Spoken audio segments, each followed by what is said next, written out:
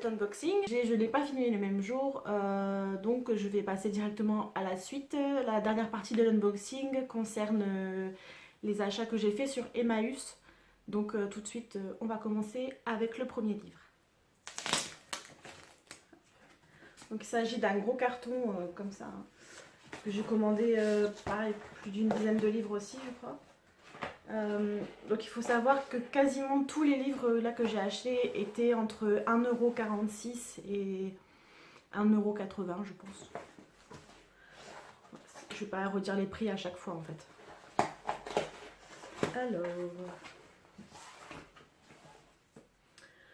donc le premier que j'ai, c'est celui-là. Il s'agit de Mary Higgins Clark, donc Et nous nous reverrons. C'est un format poche, hein, comme la plupart des livres que j'ai pris, je pense que ce sont des formats poche. Ouais, il est en super bonne, enfin il est en très bon état quand même. Je vais tout de suite vous lire le résumé du livre pour vous dire de quoi ça parle à peu près.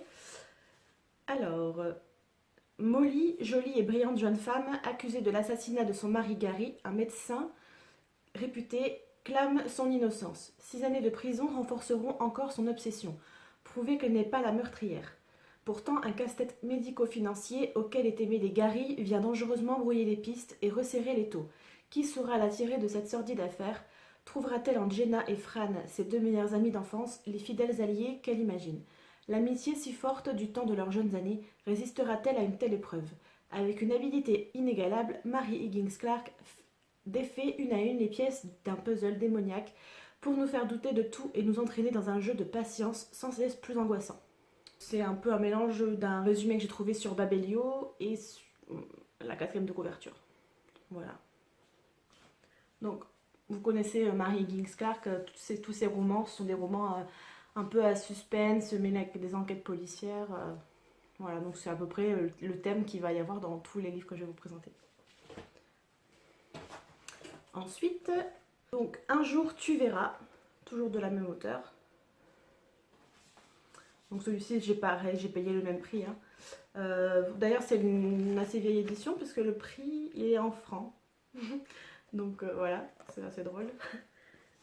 Donc on nous dit, imaginez que vous êtes journaliste, en reportage dans un grand hôpital au moment où on amène aux urgences la victime d'une grave agression. Imaginez qu'il s'agit d'une jeune femme dont on ne peut établir l'identité. L'équipe médicale tente de la ranimer, mais il est trop tard et l'anesthésiste retire le masque à oxygène qui couvrait son visage. Imaginez que ce visage soit trait pour trait le vôtre. Voilà, ça peut être un petit peu flippant quand même. Voilà.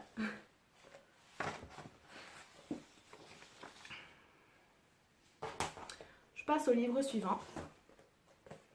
Donc pareil, toujours une édition en francs. Donc on voit les pages sont jaunies sur les côtés. Il s'agit de Souviens-toi. Ce livre, on nous dit Manley et son ami Adam, brillant avocat new-yorkais, se sont installés pour l'été au Cape Cod.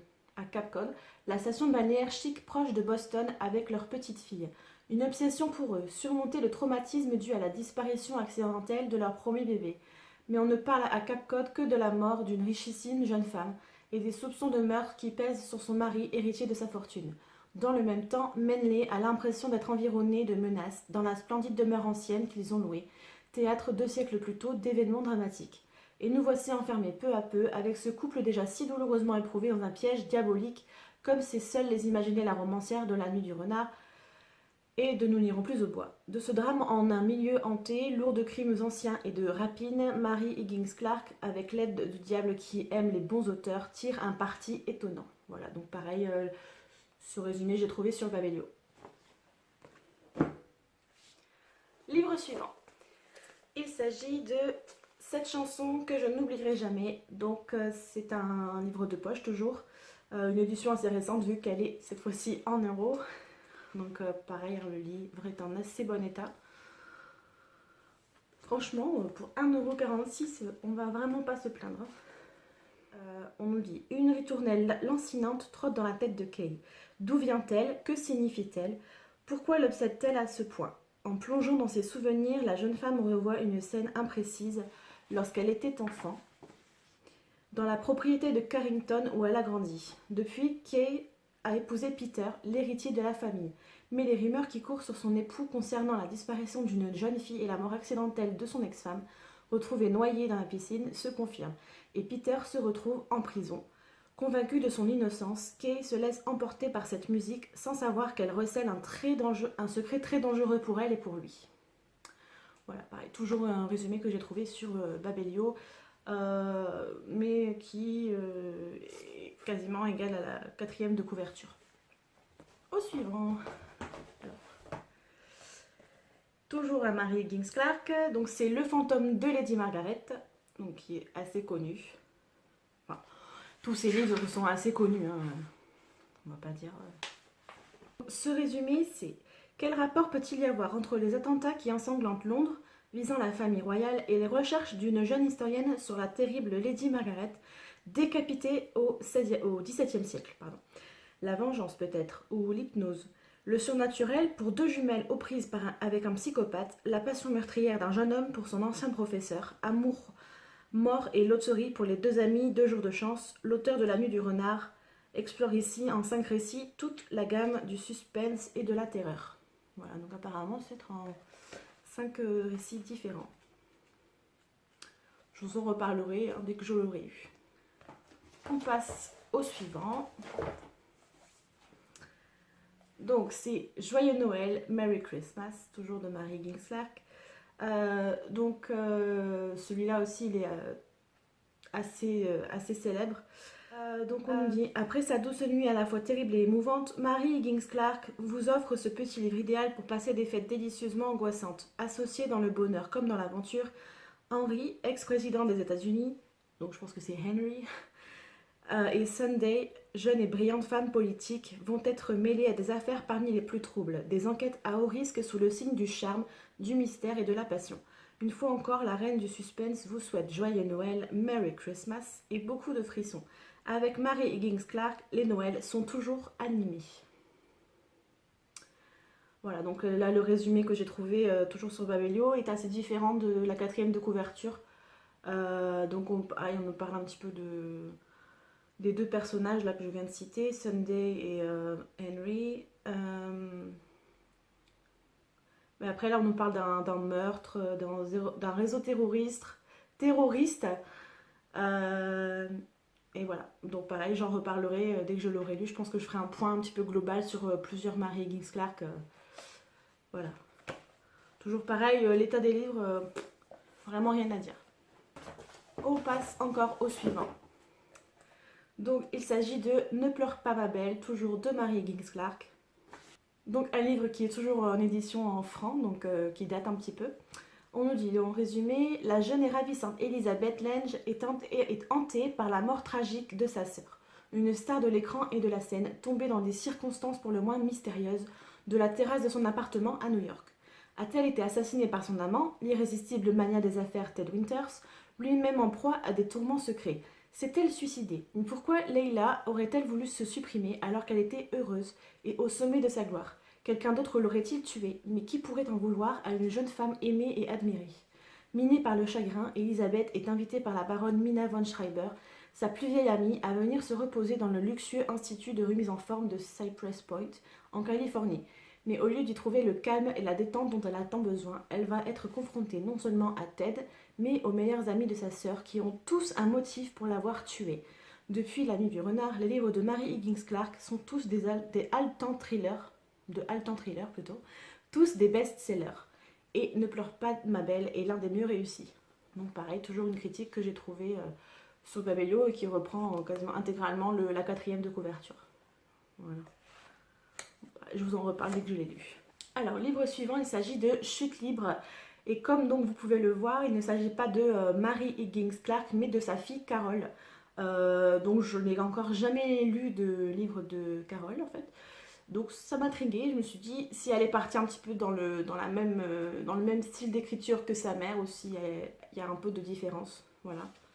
Alors pour ce livre, on nous dit: Las Vegas, la ville de tous les possibles et de toutes On nous dit Las Vegas, la ville de tous les possibles et de toutes les illusions. C'est là que débarque Regan Reilly, la détective de charme, à l'appel de Danny, un ami d'enfance. Celui-ci produit une émission de télé-réalité très tendance où des couples au bord de la rupture disposent d'une semaine pour se réconcilier et se retrouver. Les plus convaincants empochent un joli paquet de dollars. Mais voilà, Parker Roscoe, le président de la chaîne, semble jouer un jeu ambigu et le travail de Danny est empoisonné par les rumeurs, les incidents, l'irruption de faux couples. Qui cherche à saboter l'émission, qui manipule qui, si fine mouche qu'elle soit, Regan, c'est dur à dire ça, si fine mouche qu'elle soit, Regan aura bien du mal à démêler cet imbroglio, je sais pas si ça se prononce comme ça, où se mêlent la réalité et le spectacle, avant un dénouement plus inimaginable encore. Voilà, donc déjà le sujet, on voit qu'il est un peu plus récent par rapport au contexte sur une émission de télé-réalité. Donc je me dis que ça peut être pas mal, pourquoi pas. Livre suivant. Donc il s'agit de Mauvaise manière. C'est drôle parce que la couverture elle est à la fois flippante et amusante parce que bon, la tête qui est censée faire peur, moi elle me fait pas trop peur en fait. Il n'a pas été écrit par Mary Higgins Clark, en fait c'était un recueil de 22 nouvelles noires que par contre elle a sélectionné. Donc on nous dit la romancière de la Lune du Renard, ex-présidente de l'association des Mystery Writers of America. Certaines sont l'œuvre de débutants comme d'autres écrivains confirmés comme Joyce Carol Oates, Christiana Brandt, P.D. James ou Lawrence Black. Un chauffeur routier se lance à la poursuite d'un collègue qu'il croit responsable d'une série d'accidents, ou alors un jeune homme étudie le vaudou pour venger la mort de son oncle, ou encore deux garçons rôdent la nuit dans la cité en jouant au mortel jeu du loup-garou.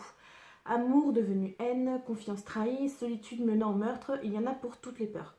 Avec un point commun à tous ces récits, un art consommé de la narration et du suspense, entraînant le lecteur si irrésistiblement qu'il quitte son rôle de spectateur et s'identifie à la victime ou au coupable. Donc ça peut être pas mal, parce que si c'est 22 nouvelles, déjà ça doit se lire très rapidement. Donc j'en reparlerai très certainement pour vous dire laquelle de ces nouvelles m'a le plus plu. Donc là on nous dit Alvira et Willy ont touché le gros lot. Femmes de ménage, plombiers, les voici désormais milliardaires. Les ennuis vont commencer. Dans leur luxueux appartement de Central Park, Alvira et Willy découvrent un cadavre dans le placard. Unis pour le meilleur et pour le pire, le couple attire la convoitise. Attention aux kidnappeurs. Et même une reposante cure thermale peut tourner au cauchemar peuplé de malfaiteurs. L'argent ne fait pas forcément le bonheur. Ouais, enfin bon, ça, on y croit à moitié. Il suscite l'envie et des désirs parfois peu avouables. Menaces, meurtres, kidnapping sont aussi la rançon de la gloire et l'occasion pour Mary Higgins Clark de ciseler 8 petits chefs-d'œuvre d'angoisse et de suspense. Donc voilà. Donc j'avais lu aussi un résumé qui disait qu'en gros, ça nous racontait, donc quand on nous dit 8 petits chefs-d'œuvre d'angoisse et de suspense, c'est en gros 8 histoires qui vont arriver à Alvira et Willy, en fait. Donc je pense que ça doit être du coup un peu plus facile à lire que... Enfin, facile. C'est pas que c'est difficile à lire un roman complet, mais je pense que ça peut être pas mal d'avoir... que ce soit séparé en plusieurs histoires, ça peut changer. Voilà. On continue avec La croisière de Noël. J'aime bien la couverture. Donc, comme vous pouvez le voir également, ce livre a été écrit par Mary et Carol Higgins Clark. Donc là, on nous dit... Mary Higgins Clark et sa fille Carol vous accueillent à bord du Royal Mermaid. Comme Alvira Meehan et Regan Reilly, leurs héroïnes préférées, vous ne risquez pas d'oublier cette croisière de Noël. Disparition, menace, détournement, le voyage s'annonce mouvementé. Sens de l'intrigue, rebondissement inattendu, humour, les deux reines de suspense vous souhaitent un Noël plein de frissons. Voilà. Donc je pense que ça doit être pas mal à lire en période de Noël. Donc avec tout ce que j'ai à lire dans ma pile à lire, je pense pas que je vais le lire tout de suite. Peut-être même qu'il va devoir attendre Noël. Donc, il va bien dormir sagement. Puis j'enchaîne avec La maison du clair de lune, toujours de Mary Higgins Clark. Donc cette édition, elle est un petit peu plus ancienne. C'est un des livres les plus abîmés en fait que j'ai reçu. Même si, franchement, pour 1,46 € on ne va pas se plaindre. Donc là on nous dit, une vieille dame riche, nue à l'amour, heureuse de retrouver après 20 ans de séparation la fille de son ex-mari qu'elle adorait. Des morts suspectes dans une luxueuse maison de retraite pour milliardaires, Latham Manor à Rhode Island. Une ancienne coutume victorienne attachée à la main des morts un fil permettant d'actionner une clochette à l'extérieur de la tombe au cas où ils auraient été enterrés vivants. Et Maggie, jeune et séduisante photographe new-yorkaise, qui a vu ce qu'elle ne devait pas voir.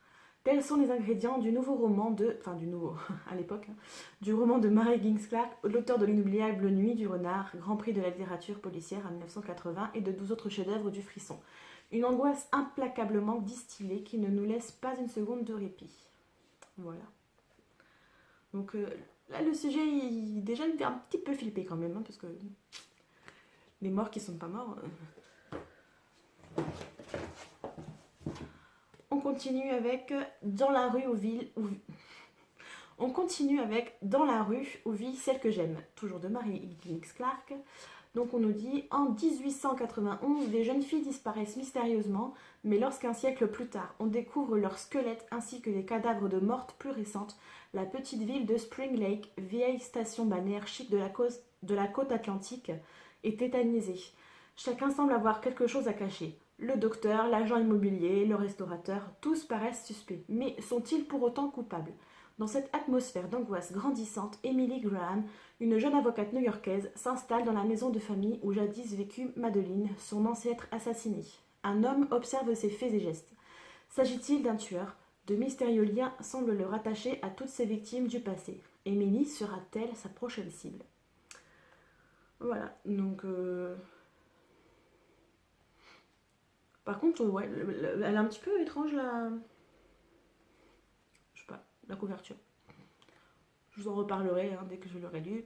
Alors, j'enchaîne avec le dernier roman de Mary Higgins Clark qu'il y aura dans cet unboxing. Il s'agit de Un cri dans la nuit, donc qui est très très très célèbre aussi. Donc pareil, hein, c'est une ancienne édition. Donc on nous dit, jeune divorcée, Jenny se débat dans la vie pour élever ses 2 petites filles. Lorsqu'elle fait la connaissance du beau, riche et irrésistible Eric Kruger, ou Erich, parce que Erich, Jenny a le coup de foudre. Après une cour hâtive, Erich l'épouse et l'emmène avec ses filles chez lui au Minnesota, dans une maison de rêve. Dans le Minnesota? C'est écrit au Minnesota. Mais le bonheur de Jenny ne dure pas longtemps. Bientôt survient une succession d'incidents étranges et terrifiants. Le conte de fées tourne à l'épouvante. Ouais, donc toujours pareil, une histoire de crime, de meurtre, de mystère, voilà. Donc vous en saurez plus quand je l'aurai lu. Donc les 2 derniers livres de cet unboxing, ce sont un livre d'Agatha Christie et de Patricia Cornwell, que j'aime aussi. Donc tout d'abord, celui d'Agatha Christie, c'est 5h25. Donc j'ai en tête de me faire la collection des Agatha Christie, parce que j'adore Agatha Christie. Et c'est une édition aussi un petit peu ancienne. Mais les pages oranges, je trouve ça rigolo. À mon avis, il devait être en franc encore celui-là aussi. Donc pour celui-ci, on nous dit le capitaine Trevelyan, on va y arriver, gisait à terre, la face tournée contre le parquet, les bras en croix. Warren s'agenouilla auprès du corps. Au bout d'une minute, il se releva, le visage pâle. Il est mort. Croyez-vous qu'il aurait été tué à 5h25? Si je devais préciser le moment où est mort le capitaine, c'est à peu près à cette heure-là que je suggérais. 5h25. Oh mon Dieu, c'était donc vrai. Petit résumé, un petit peu intriguant. Je trouve ça pas mal en fait quand on nous met un tout petit passage du livre. Des fois, ça peut vraiment nous plonger dans l'histoire. Direct que de faire un résumé. Parce que des fois, certains résumés en disent un petit peu trop. Je sais pas si vous êtes d'accord avec moi, mais donc là, du coup, ça m'intrigue bien en fait. Voilà.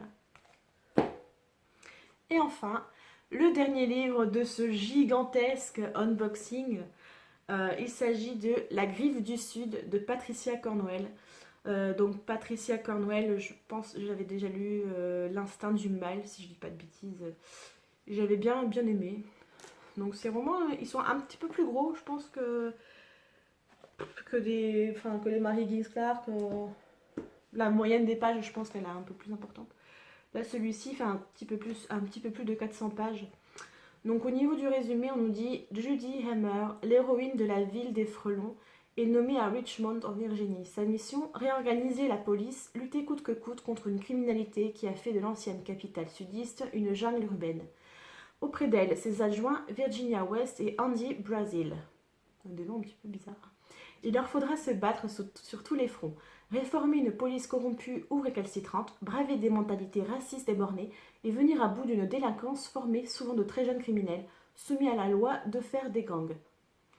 Comme celle que fait Rainy Smoke, véritable psychopathe qui sème la terreur et tue de sang-froid. Noirceur et humour forment un mélange détonnant où l'efficacité n'empêche pas la lucidité.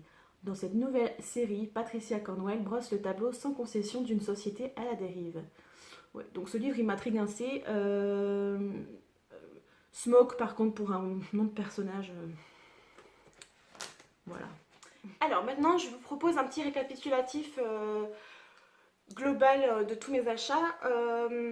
Donc ça se divise un peu en 3 ou 4 fois. Parce qu'il y a la commande, enfin mes 2 commandes Momox, la commande sur Emmaüs et les différentes commandes Amazon que j'ai pu faire.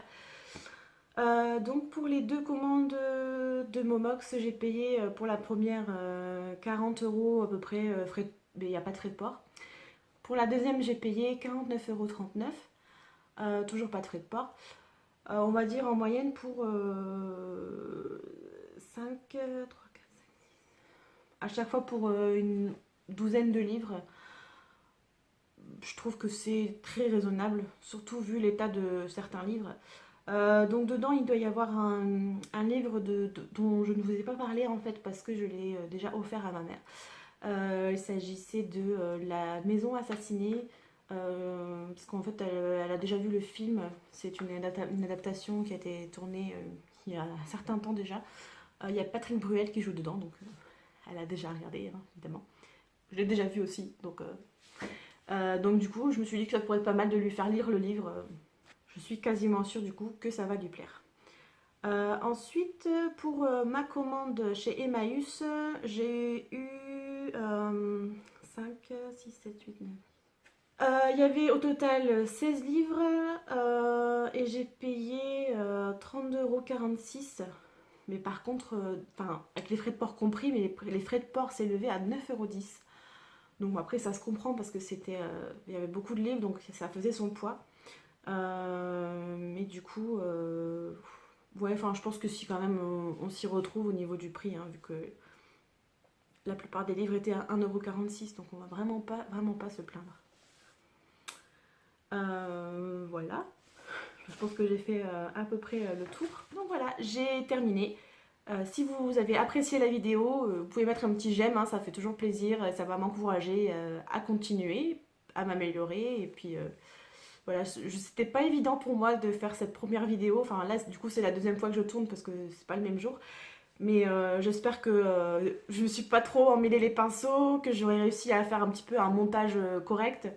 Et surtout que ça vous aura plu, le contenu vous aura plu, surtout c'est le plus important. Donc sachez aussi que pour la plupart des livres que je vous ai présentés, je vais certainement faire des articles sur mon blog. Donc je vous mets l'adresse en barre d'infos. Il s'agit de mon blog sur Blogspot, c'est Joli et alors. Donc si jamais ça vous intéresse, n'hésitez pas à aller faire un petit tour, feuilleter un petit peu les pages qui y sont, donner votre avis, ça fait toujours aussi plaisir. Et c'est un moyen pour moi de m'améliorer, de voir ce qui va pas, ce qui plaît, surtout ce qui vous intéresse. Et de cette façon, je pourrai améliorer le blog afin qu'il propose un contenu intéressant. Voilà. Ça y est, j'en ai fini avec mon petit speech. Si vraiment tu as vraiment aimé cette vidéo, tu peux aussi t'abonner à mon compte. Comme ça, tu verras un petit peu mon évolution et je suis preneuse de tous les commentaires, de tous les avis que vous pourrez donner sur la vidéo. Donc par la suite, bien sûr, je ne vais pas faire que des unboxings. Je vais essayer justement de présenter plusieurs livres qui m'aient plu ou pas d'ailleurs. Et puis je verrai un petit peu selon mon envie du moment. Voilà, ciao ciao!